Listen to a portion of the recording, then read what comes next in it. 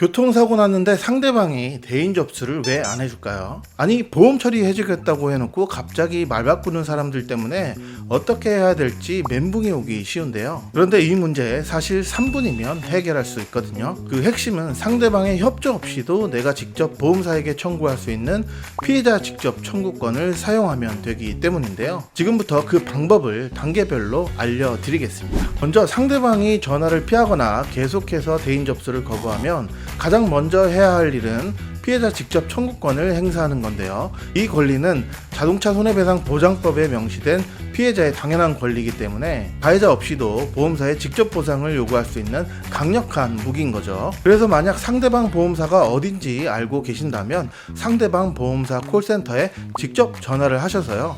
딱 3가지만 말씀하시면 되는데요. 먼저 상대방 차량 번호를 알려주시고 사고에 대한 대인 접수를 피해자 직접 청구권으로 신청한다고 명확하게 요청하시면서 사고 일시와 장소를 알려주시면 되는데요.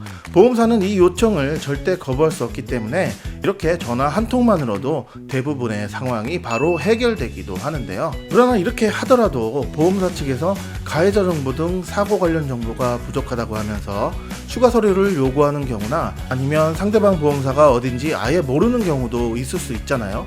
그럴 때 필요한 게 바로 경찰 신고겠죠. 많은 분들이 경찰 신고를 꺼리기는 하시지만 대인 접수 거부 상황에서는 오히려 내 권리를 지키는 가장 확실한 방법이기 때문에 반드시 사고지역 관할 경찰서 교통조사기를 방문하셔서 교통사고 신고를 하시고 이때 사고 현장 사진이나 동영상 또는 블랙박스 영상 등 사고 사실을 입증할 수 있는 자료들을 함께 들고 가시는 게 좋겠죠. 자, 이렇게 교통사고 신고를 하신 후에 진단서는 나중에 발급이 되는 대로 경찰서에 제출하시면 되는데요. 경찰 신고가 끝나고 어느 정도 기간이 지나서 교통사고 사실 확인원을 발급받으시면 이제는 정말 상대방 보험사도 빼박이겠죠. 그럼 치료는 어떻게 하면 되느냐? 대인 접수가 아직 되지 않은 상황이라도 교통사고 이후 곧바로 병원에 가셔서 자비로 먼저 치료를 받으시거나 아니면 내 보험에 자기신체 사고 또는 자동차 상해로 접수해서 치료를 먼저 받으시고요.